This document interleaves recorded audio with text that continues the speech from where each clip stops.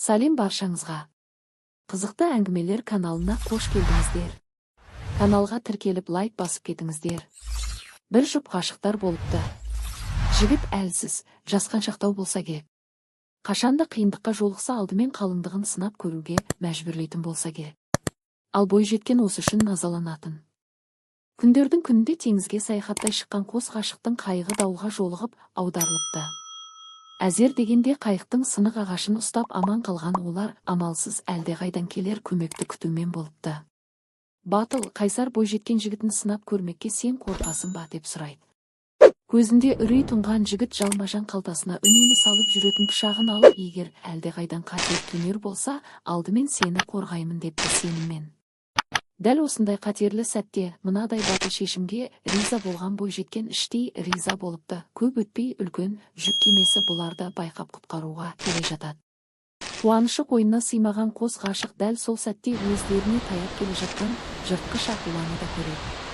Қорқыныштан қалқыма ағаштан ұстап қалған күйі мелшиіп қалған жігітке бойжеткен тез: ана кемеге бар күшімізбен малтайық. Мүмкін аман қалармыз, тездеп деп айқай салыпты. Бірақ жігіт қызды бар пәрменімен итеріп жіберіп, өзі бөлек жүзіп кетіпті. Бұған аңырып қалған қыз сол сәтте қатты күйзеледі. Төніп келе жатқан ажалға амалының жоқтығын біліп іштей қайғырады.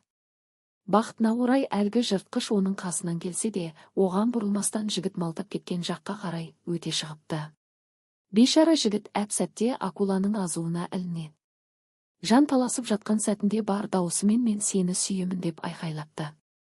Аман қалған бойжеткен есін жиғанда кемешілердің қорқақ жігітіне аза білдіріп жатқанын көреді. Кеме капитаны қыздың жанына келіп, оны жұбата: бикеш, осы өмірімде көрген ең ержүрек азамат сіздің жігітіңіз.